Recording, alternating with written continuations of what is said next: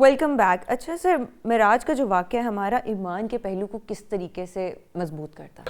ہمارا انسان جو ہے نا ہمہ وقت کنفیوز رہتا ہے، ہمہ وقت نا ڈاؤٹ میں رہتا ہے. شیطان اس کو وسوسے ڈالتا ہے، شیطان اس کو وسوسے ڈال کے، کبھی اس کو وہم ڈال کے، کبھی اس کو نیگیٹو تھاٹ ڈال کے اس کو نا رب سے دور کرنے کی کوشش کرتا ہے. یہی واقعہ جب نبی کریم صلی اللہ علیہ وسلم نے جب صبح بتایا اپنے صحابہ کرام کو کہ میں رات کو آسمان کی سیر کر کے آؤں، تو لوگوں نے مذاق اٹھانا شروع کر دیا، لوگوں نے باتیں بنانی شروع کر دی. لیکن جو نیک بلیور کے جو نئے نئے مسلمان ہو گئے وہ بھی شکوک کا شکار ہو گئے کہ یہ کیسے پاسبل ہے. ایک انسان رات کے سفر میں ساتوں آسمانوں کی سیر کرتے ہوئے جب حضرت ابوبکر صدیق رضی اللہ تعالیٰ کے پاس گئی کہ آپ کا دوست، آپ کا نبی کہتا ہے کہ میں رات کو آسمانوں کے، انہوں نے کہا وہ اگر انہوں نے کہا تو وہ سچ کہتے ہیں، اسی لیے ان کو صدیق کا لقب مل گیا. ہمارے ایمان کی پختگی کا، ہمارے امتحان کے ٹیسٹ کا یہی ہے کہ ہم نے یہ کرنا کہ ہمارے نبی اور اللہ کی ذات سچ ہے. میں یہاں اکثر کہتا ہوں، اگر آپ کہتے ہیں کہ اللہ کی ذات بنوانا چاہے خود کو، بڑا آسان کام ہے، آسمان پہ لکھ دے مسلمان سچے، سارے مسلمان ہو جائیں گے. سمپل لکھ دے، یا ایک دن آسمان سے آواز آ جائے کہ فلان سچا فلان. بیوٹی کیا ہے؟ بیوٹی غیب میں ایمان لانے کی ہے. اگر رب ذوالجلال سمپل کر دیں کہ جو مسلمان ہوگا وہ بچے گا، باقی مر جائیں گے، سارے مسلمان ہو جائیں گے. رب کے لیے کیا ہے؟ رب، یہ جو میں اکثر کہتا ہوں نا، جو یہ پردے کے پیچھے ہے بیٹا، یہی بیوٹی ہے. پردے کے پیچھے، حجاب میں، غیب میں. اگر سامنے کوئی آ گیا، وہ کہتے ہیں نا کہ کوئی لوگ جاتے ہیں درویشوں کے پاس، فقیروں کے پاس، اور جا کہتے ہیں کہ میں نے یقین دو، درویش کہتا ہے میں تینوں یقین دو آتا، پھر مزہ تو نہ آیا. یہ تو یقین نال میرے ٹھڑے پھر تو کوئی مزہ نہ ہے. بغیر یقین تو غیب تو اگر علم لے گا پھر مزہ آئے گا. اسی طرح یہاں پہ ہم نے آقا کریم نے جو کی ہے، بہت سے لوگ کہتے ہیں جسمانی تھی، روحانی تھی، روح گئی تھی، جسم نہیں گیا تھا، خواب تھا. یہ ساری چیزیں کنفیوژن میں ڈاؤٹ فل کرتی ہیں. ہم نے آقا کریم کے منہ سے نکل کو، میرے پاس جب میں انگلینڈ پیچھے گیا نا، تو گورا تھا، بڑی اس سے بحث ہوئی. کہتا آپ کیسے ثابت کرتے کہ آپ سچی ہیں؟ میں کہا ایک بات میں آپ کو بتاتا ہوں. کہتے کیا بات؟ میں کہا آپ نے پڑھی ہے؟ کہتا میں بڑی پڑھی ہے. میری کوئی ماں تھی کہ میں خالہ کا مجھے یاد نہیں، کہتا وہ مسلمان تھی تو وہ زور لگاتی مسلمانوں کی.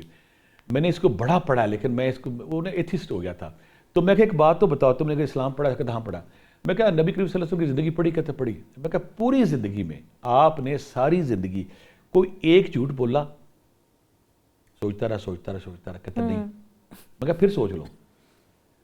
یعنی کہ مسلم تو مسلم، نان مسلم بھی اس بات کا اقرار کرتے ہیں کہ نبوت سے پہلے، بعثت سے پہلے اور بعد میں آقا کریم نے ساری زندگی میں، جب قریش مکہ سے آپ نے کہا تھا کہ میں کہوں کہ پہاڑ کے پیچھے ایک لشکر آ رہا ہے تو کہا ہم مان لیں گے. آقا کریم نے کہا کہ میں پہاڑ کے پیچھے یہ ہوتا ہم آپ کی، کیونکہ آپ صادق ہیں، آپ امین ہیں، آپ نے کبھی جھوٹ نہیں بولا. ایک ایسا انسان جس نے ساری زندگی سچ بولا ہو، مان لیا ایتھیس کی بات، نہ مان لی نہ مسلموں کی بات، کیونکہ خدا کا وجود نہیں ہے. تو جو بندہ ساری زندگی سچ بولتا ہے، ایک ایسی بات کی ساری زندگی تبلیغ کیسے کر سکتا ہے؟ وہ بیٹا کیسے تبلیغ کرے گا؟ ایک بندہ اسے ساری زندگی سچ بول رہا ہے، اس کی نیچر میں، اس کے مزاج میں، اس کے مٹیریل میں، اس کے شعور میں، اس کی گفتگو میں، اس کے کردار میں سچ سچ سچ ہے. اگر خدا کی ذات نہ ہوتی تو ساری زندگی تبلیغ کیسے کرتے؟ یہی وہ بات ہے کہ آقا کریم جو کہہ گئے ہیں، قرآن اٹھا لے، واقعات اٹھا لے، ساری چیزیں اٹھا لے، وہ ہر حرف سچ ہے. ہمارے ایمان کا تقاضا ہے کہ وہ کہہ گئے کہ آسمانوں پہ سیر کی تو ہم نے فوری طور پہ ماننا ہے. اور ساتھ ہمارا ایمان تازہ اس لیے ہوتا ہے کہ ہم اس نبی کے امتی ہیں جو رب ذوالجلال کے آمنے سامنے کھڑے ہو کے نور، روشنی، تجلیات لے کر آئے، رشد و ہدایت لے کر آئے، تاکہ ہماری بچت اور ہماری فلاح ہو سکے. سدرۃ المنتہا کا جب ذکر آتا ہے، جب ہم اس سفر کی بات کرتے ہیں، آقا کریم کی معراج شریف کی بات کرتے ہیں، کائنات کے عظیم ترین سفر کی بات کرتے ہیں، تو اس سفر کے 3 حصے بنتے ہیں. پہلا حصہ آقا کریم جب ہانی امی چچا زاد بہن کے گھر استراحت فرما رہے ہوتے ہیں، فرشتہ آتا آپ کو لے کے جاتا ہے خانہ کعبہ میں، حتیم میں جا کے آپ کا سینہ چاک کرتے ہیں، چاک کر کے آپ کے دل کو آب زمزم سے دھوتے ہیں. دھونے کے بعد پہلا حصہ شروع ہوتا ہے خانہ کعبہ سے لے کے مسجد الحرام سے لے کے بیت المقدس تک. پہلا سفر ہو گیا. دوسرا حصہ بیت المقدس سے سدرۃ المنتہا تک ہے. یہاں میں یہ بھی کہہ سکتا ہوں کہ بشریت جو ہے یہ بیت المقدس میں اللہ کے نبی نے چھوڑ دی، اور ملوکیت تھی وہ آپ جا کے عالم ملکوت پہ چھوڑ دی. سدرۃ المنتہا اس کائنات کا آخری کونا، جہاں پہ کائنات ختم ہو جاتی ہے. وہ نشانی ہے، وہ نشان ہے جہاں اس کے آگے لا مکان ہے، اس کے جگہ رب ذوالجلال ہے، رب کے جلوے ہیں، رب کا نور ہے، رب کے تجلیات ہیں. وہاں پہ کائنات کے سارے قوانین، کائنات کی ساری چیزیں یہاں پہ فیل ہو جاتی ہیں. کوئی بھی مٹیریل، چاہے وہ فرشتہ ہے، چاہے وہ جن ہے، چاہے وہ انسان ہے، جب سدرۃ المنتہا پہ بیری کا درخت ہے، بیری کا درخت اس لیے امپورٹنس ہے کہ وہ آخری کونا جہاں پہ جبریل نے کہا تھا کہ اے رسول نبی کریم صلی اللہ علیہ وسلم ہے محبوب خدا، یہاں سے 1 انچ آگے بھی میں جاؤں گا تو میرے پر جل جائیں گے، میں خاکستر ہو جاؤں گا، میں جل کے راکھ ہو جاؤں گا، یہاں سے آگے جانا میری مجال نہیں ہے۔ پھر دوسری بات ہے کہ یہی وہ بیری کا درخت ہے جب فرشتوں نے کہا کہ اے رب ذوالجلال، آج پوری جنت کو، پورے آسمانوں کو دلہن کی طرح سجا دیا گیا ہے، کیا خاص واقعہ ہونے والا، کیا خاص بات ہونے لگی ہے؟ اور تو جب انہیں بتایا گیا کہ آج محبوب خدا امام الانبیاء محبوب کائنات آج تشریف لا رہے ہیں، تو جب فرشتوں نے کہا کہ اللہ میاں ہمیں اجازت دے، ہم ان کا دیدار کرنا چاہتے ہیں، ہم ان کو دیکھنا چاہتے ہیں تاکہ ہم دیکھ کے یہ سعادت حاصل کریں، تو رب ذوالجلال نے کہا تھا کہ آج جو میرے اپنی عبادتیں، اپنی ریاستیں، اپنے ذکر اذکار چھوڑ دو، آج جو میرے نبی کو دیکھے گا وہی عبادت ہوگی، آج جو میرے نبی کو دیکھے گا وہی ذکر ہوگا، آج جو میرے نبی کو دیکھے گا وہی مجاہدہ ہوگا۔ یعنی کہ فرشتوں کو اجازت دے دی گئی کہ کائنات کی جو وجہ تخلیق کائنات ان کو آپ دیکھ سکتے ہیں، سارے کے سارے سدرۃ المنتہا پہ جب آتے ہیں بیٹھ جاتے ہیں تو پورا درخت پیکر نور بن جاتا ہے۔ یہ دیکھ کے پھر یہاں پہ نظارہ بھی وہ کرتے ہیں محبوب خدا کا، پھر یہاں سے جب آگے چلتے ہیں براق بھی رک جاتا ہے اور یہاں پہ پھر وہ فرشتہ جبرائیل بھی رک جاتا ہے۔ یہاں پھر میں دونوں نور، میں تو دونوں نور کہوں گا، ایک نور آقا کریم کی شکل میں اور دوسرا نور کائنات کے بادشاہ کی شکل میں، یہ دونوں کو ایک دوسرے کے سامنے تھے، انوارات تھے، تجلیات تھے، 70,000 پردے تھے، ہر پردے کے اندر سے کتنے کتنے ہزاروں پردے گزرتے ہوئے جب آقا کریم خرامہ خرامہ چلتے چلتے رب ذوالجلال کے قریب پہنچتے ہیں تو وہ انوارات، وہ تجلیات، وہ نور سارا اپنے وجود میں سمیٹ لیتے ہیں۔ صوفیہ کرام جو لطائف ستہ کا ذکر کرتے ہیں، آپ کے لطائف ستہ، آقا کریم کے لطائف ستہ کائنات کے سب سے بڑے انرجی کے جو پوائنٹ سے وہ نور و تجلیات سے بھر جاتے ہیں۔ تو سدرۃ المنتہا کائنات کا آخری حصہ، یہاں سے آگے رب کا نور، رب کے جلوے، رب کے تجلیات۔ ٹھیک ہے سر، اسی کے ساتھ طاہر موجود ہیں لاہور سے۔ السلام علیکم۔ وعلیکم السلام سر، آپ کو شب معراج کے حوالے سے کوئی سوال؟ جی، میرا شب معراج کے حوالے سے سوال ہے کہ آج کل کے زمانے میں شب معراج کے سفر کو کیسے دیکھتے ہیں لوگ؟ آج کے زمانے میں، سوری دوبارہ ریپیٹ کیجیے گا۔ سمجھ آ گئی؟ اوکے، آج کے زمانے میں شب معراج کو کیسے دیکھتے ہیں لوگ؟ ٹھیک ہے۔ جب سے یہ دنیا نے ترقی کے چاند پہ پاؤں رکھا ہے، پھر مریخ کی طرف سفر جاری ہے، جب سے کائنات کے سفر کی جب بات کرتے ہیں تو یہ 200-300 صدیوں کی بات ہے، اس سے پہلے تو یہ وجود ہی نہیں تھا کہ خلا کو کیسے تسخیر کرنا ہے۔ تو موجودہ دور میں جو نبی کریم صلی اللہ علیہ وسلم کا جو معراج کا سفر ہے وہ ترغیب دیتا ہے انسان کو کہ یہ عروج آدم خاکی کا یہ اس سے شاندار منظر کو نہیں ہو سکتا۔ عروج آدم خاکی، انسان جو خاک کا پتلا ہے، اس سے شاندار منظر نہیں ہو سکتا کہ زمین کی وسطوں کو چیرتے ہوئے، آسمان کی بلندیوں کو چیرتے ہوئے تاریخ انسانی کے سب سے بڑے انسان محبوب خدا امام الانبیاء جب خدا کے سامنے پہنچتے تو ہماری رہنمائی کرتے ہیں کہ آج بھی کوئی بندہ اگر سائنس ٹیکنالوجی کی طرف جاتا ہے، ترقی کی طرف جاتا ہے، غور و فکر کی طرف جاتا ہے، نبی کریم صلی اللہ علیہ وسلم نے بڑی پیاری بات کی، میں بچپن میں ہم دیکھا کرتے تھے، آپ تو وہ نہیں کہ علم حاصل کرو اس کے لیے چاہے تمہیں چین جانا پڑے، علم حاصل کرو، یعنی کہ ہمیں علم کی ترغیب دی گئی کہ آج کے دور کا انسان اگر علم حاصل کرتا ہے، ٹیکنالوجی حاصل کرتا ہے، سائنس حاصل کرتا ہے تو آج وہ بھی اس قابل ہو سکتا ہے، کائنات کی وسطوں کو وہ پا سکتا ہے، کائنات کی وسطوں کو تسخیر کر سکتا ہے، تسخیر کے حوالے سے اور انسان کی بلندی کے حوالے سے، اور بلندی کے بعد رب ذوالجلال کے اپنے محبوب سے محبت کے حوالے سے، اور محبت کے بعد آقا کریم کا زمین پہ آ کے پھر ہماری رجوع و ہدایت کرنا، یہ ہمارے لیے مشعل راہ، اگر ہم اس سے فائدہ اٹھائیں گے تو ہماری زندگیاں یہاں بھی کامرانی کی طرف جائیں گی اور ہم آخرت میں بھی سرخرو ہوں گے۔ ٹھیک ہے سر، اسی طرح حافظ ابو بکر موجود ہیں لاہور سے۔ السلام علیکم۔ میرا سوال یہ ہے کہ جب نبی علیہ السلام معراج پر تشریف لے گئے تو آپ علیہ السلام اللہ تبارک و تعالیٰ کے ساتھ ہم کلام ہوئے، آمنا سامنا ہوا، تو جو وہ نور کا مرکز آپ علیہ السلام بنے تھے تو کیا اس نور کو عام امتی اپنے اندر سمو سکتا ہے، یعنی روحانیت کے طور پر، یا اور دوسرا یہ تھا کہ مطلب جو اس روحانی سفر کا ایک آج کی رات کے لیے خاص کوئی وظیفہ یا ایسا مشغلہ بتا دیجیے تاکہ اس کے ذریعے روحانیت بیدار ہو انسان کے اندر اور مراقبہ کھل سکے، اس حوالے سے کچھ صوفیہ کرام جو فرش عرش کا تصور لیتے ہیں نا، ان کے لیے یہی معراج کی عظیم رات وہ مشعل راہ کے طور پہ ہوتی ہے کہ آقا کریم کی زندگی کا ہر لمحہ، آقا کریم زندگی کے ہر لمحہ، ہر سانس ہمارے لیے مشعل راہ ہے، ہمارے لیے ہدایت ہے، وہ چیز ہے۔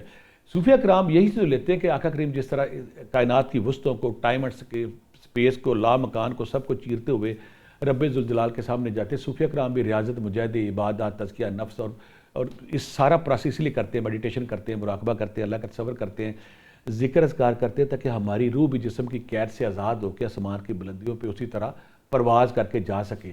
اور صوفیہ کرام عرصہ دراز سے یہ کام کر رہے ہیں۔ یہ صوفیہ کرام کے لیے مشعل راہ ہے. جب بھی کوئی صوفی جسم کی کثافت کو لطافت میں ڈالتا ہے, جب بھی صوفی کوئی اپنے جسم کے گند کو صاف کرتا ہے, جب بھی کوئی صوفی اپنے اندر باطن میں چھپے زہریلے سانپوں کو, بھیڑیوں کو, فرعونوں کو مارتا ہے اور اپنے اندر پیار, محبت, اخوت بھرتا ہے, بھرنے کے بعد انسانوں کی خدمت یا انسانوں سے محبت کرتا ہے, تو رب ذوالجلال پھر اور میڈیٹیشن کرتا ہے. میڈیٹیشن کے بعد پھر وہ کرتے کرتے تصور شیخ کے بعد تصور رسول کے بعد تصور اللہ کے پروسیس سے گزرتا ہے. یہ صوفیانہ ٹرم ہے. جب کوئی اپنے جسم کو کثافت سے لطافت میں ڈھالتا ہے, ڈھالنے کے بعد بڑے ذکر اذکار کرتا ہے. ذکر اذکار کرنے کے بعد پھر اس کی یہ سچ ہے کہ اس کی جسم کے روح جو پرواز کرتی, جس طرح ہم خواب میں سوئے ہوتے ہیں لیکن ہماری روح سیر کر رہی ہوتی ہے, اس وقت ہم بے بس ہوتے ہیں, لیکن صوفی جو ہے یا اسپرچولیسٹ جو ہے وہ اپنی مرضی سے پھر اپنی روح کو نکال کے آسمانوں کی سیر کرتا ہے. پھر وہ بھی آقا کریم تو بہت بڑی بات ہے, لیکن ہمارے لیے مشعل راہ ہے. آسمان کی اللہ کی جہاں چاہتا ہے پھر اللہ تعالیٰ اس صوفی کو, سالک کو, اس طالب کو, اس قرب اللہ کے مسافر کو پھر سیر بھی کراتا ہے اور وہ نور بھی بخشتا ہے. اور صوفیہ کرام اسی قطرہ نور کے لیے آسمانوں کی سیر کرتے ہیں. وہ قطرہ نور جب ان کے وجود میں آتا ہے, ان کا وجود پھر سمندر بنتا ہے. سمندر بننے کے بعد زمین پہ آ کے پھر اسی نور کو بانٹتے ہیں تاکہ لوگوں کی ہدایت ہو سکے, لوگوں کی اصلاح ہو سکے, لوگ رب ذوالجلال کی طرف آ سکے. ٹھیک ہے سر, کیوں کہا جاتا ہے کہ نماز مومن کا معراج ہے؟ میں نے اس لیے کہا گیا کہ جس طرح کوئی بھی بندہ جب ہے نا اس کی بلندی انتہا, کوئی بھی بندہ, نبی کریم صلی اللہ علیہ وسلم جب آسمان پہ گئے تو رب ذوالجلال نے جب 50 نمازیں 50 سے پھر 5 ہوئی, وہ تحفہ دیا. تو اگر کوئی چاہتا کہ میں نا کہ رب ذوالجلال سے ملوں تو اللہ تعالیٰ نے ملاقات کے 5 بہانے دے دیے کہ جب آپ سجدے میں سر رکھتے ہیں تو اس وقت آپ دنیا سے کٹ کے رب ذوالجلال کے قدموں میں رب ذوالجلال کے حضور پیش ہوتے ہیں. تو یہ وہ لمحہ ہوتا ہے, یہ وہ میڈیٹیشن ہوتی ہے, یہ وہ مراقبہ ہوتا ہے, یہ وہ یکسوئی ہوتی ہے کہ جب آپ دنیا سے کٹ کے صرف رب کے ہو جاتے ہیں تو اس وقت واقعی آپ دنیا سے کٹ جاتے ہیں. آپ اپنی روحانی بلندی پہ, رفت پہ, شان کی اخیر پہ ہوتے ہیں کہ جب آپ دنیا میں نہیں ہوتے اس وقت رب ہوتا ہے اور آپ ہوتے ہیں. اگر آپ اپنے دوست سے, اپنے محبوب سے, اکثر لوگ کیا کرتے ہیں, غلطی کرتے ہیں, جب نماز پڑھتے ہیں تو بڑی نا ایک ڈرل کے طور پہ کرتے ہیں, ٹھہر یار میں نماز پڑھوں, یا بی بی کہے گی میں 2 سجدے دے لوں. نہیں, آپ کو اس حلاوت, اس لطافت, اس گداز, اس نرمی کا آپ کو نشہ ہونا چاہیے کہ میں اپنے محبوب کے پاس جا رہا ہوں یا جا رہی ہوں, میں اپنے رب سے ملنے جا رہی ہوں. جب آپ اس خیال کے ساتھ کہ میرا محبوب کے سامنے جانا ہے, محبوب سے ملاقات کرنی ہے, وہ لمحہ آپ کی زندگی کی معراج ہوتی ہے, وہ لمحہ آپ کی زندگی کی بلندی ہوتی ہے. وہی لمحہ آپ کا حاصل ہوتا ہے جب آپ نماز پڑھیں تو حلاوت کے ساتھ, لطف کے ساتھ, محبت کے ساتھ, پیار کے ساتھ, عقیدت کے ساتھ, جذبے کے ساتھ, باطنی, شعوری, لاشعوری طور پہ سپردگی کے ساتھ پڑھیں. اگر آپ رونے پٹے کے ساتھ پڑھیں گے میرے ابھی 2 رہ گئی ہیں, ابھی یہ رہ گئی, ڈرل نہیں کرنی. رب پھر کہتا ہے کہ میں ایسی نمازیں منہ پہ مار دیتا ہوں. ہم نے جب نماز پڑھنی تو صرف اس کا ہو کے پڑھنی ہے. یہی ہماری بلندی ہے, یہی ہماری معراج ہے. ٹھیک ہے سر, اور اس کے ساتھ ساتھ یہ بھی میں آپ سے پوچھنا چاہوں گی, شب معراج انسان کو کن گناہوں اور غفلتوں کا احساس دلاتی ہے؟ جب آپ اس رات کو بیٹھتے ہیں تو بیٹھ کے آپ استغفار کرتے ہیں, آپ صدقات کرتے ہیں, صدقات کے بعد آپ نوافل پڑھتے ہیں, نوافل کے بعد آپ سورہ کوثر پڑھتے ہیں, درود پاک پڑھتے ہیں. یہ عبادت کا, یہ ذکر کا یہ حسن ہے, خوبصورتی ہے کہ جب بھی کوئی بندہ, میں اکثر کہتا ہوں کہ جب بندہ ذکر اذکار پہ, تسبیح پہ, صدقے پہ, قرآن پاک پہ لگتا ہے یا نوافل پڑھتا ہے تو اس کے اندر نا ندامت کا انٹینا آن ہو جاتا ہے. وہ کہتا ہے تو کر تو رہا ہے, تو یہ غلطیاں چھوڑ دے. عبادت کا حسن, عبادت کی حلاوت, عبادت کی لذت یہ ہے کہ جب آپ ذکر اذکار کے خاص رات, رمضان کی رات آ گئی, شب قدر کی رات آ گئی, بے شمار راتیں اللہ تعالیٰ ہماری ترغیب کے لیے, ہماری معافی کے لیے دیتے ہیں. تو اس وقت جو بندہ عبادت رب دنیا سے کٹ کے بیٹھتا ہے رب کے حضور, تو دنیا کی ہنگامہ خیزی میں, دنیا کی بھاگ دوڑ میں بندے کو پتہ ہی نہیں کیا ہو رہا ہے. لیکن یہ وہ لمحہ ہوتا ہے جب بندہ نا دنیا سے کٹ کے اپنی ذات کا محاسبہ کرتا ہے. یہاں میں ایک بات کلیئر کر دوں, دنیا کی بھاگ دوڑ میں, دنیا کی چکا چوند میں, دنیا کی مٹیریلزم میں, مادیت پرستی میں انسان کو پتہ ہی نہیں میں کیا ہوں, میری روح کیا ہے, میری روح کی ڈیمانڈ کیا ہے, میری ڈیمانڈ کیا ہے, نبی پاک صلی اللہ علیہ وسلم کیا سبق دے گئے ہیں, اللہ کے سامنے جواب دو ہونا, مرنا بھی یہ نہیں تھی. جب ہم ذکر عبادت کرتے ہیں تو پھر ہمارے محاسبے کا انٹینا آن ہوتا ہے, پھر ہمیں وہ نشاندہی کرتا ہے کہ تو عبادت کر رہا ہے. پھر رب کا نور آتا ہے, وہ جھنجھوڑتا ہے, تو غلطی بھی کرتا ہے, کسی بہن کا حق نہ کھا, کسی بیٹی کا حق نہ کھا, کسی ہمسائے کو تنگ نہ کر, کسی اپنے نیچے ملازم کو تنگ نہ کر, کسی کا دل نہ توڑ, کسی کو خام خواہ کنفیوژن زون, خام خواہ ڈاؤٹ فل آ کے کسی کو ایویں کرنا کہ تو یہ غلطی کر رہا ہے, وہ کرتی, ٹھوس ثبوت کے بغیر خام خواہ کسی کو ایویں ذلیل کیا جانا, خام خواہ کسی کی زندگی کو رام کیا جانا. پھر وہ اس کی محاسبہ ہوتا ہے, محاسبے کے بعد اپنی اصلاح کرتا ہے, تو پھر وہ اپنی حقیقی معنوں میں ظاہر باطن کا تضاد اس کا دور ہوتا ہے, پھر وہ نیکی کی طرف اس کا ریل سفر شروع ہوتا ہے. لیکن ان سب چیزوں میں وہ انسان یہ نہیں جانتا کہ وہ اگلے کو کتنا تھکا دیتا ہے. اسے پتہ نہیں ہے کہ اگلا بندہ جو ہے نا اس کی کتنی ہمت رہ گئی, کتنی استطاعت رہ گئی ہے. وہ اپنی بیٹری بھی اڑا رہا ہوتا ہے, دوسرے کی بیٹری بھی اڑا رہا ہوتا ہے, بس بیٹری اڑنی ہوتی ہے اینڈ پہ.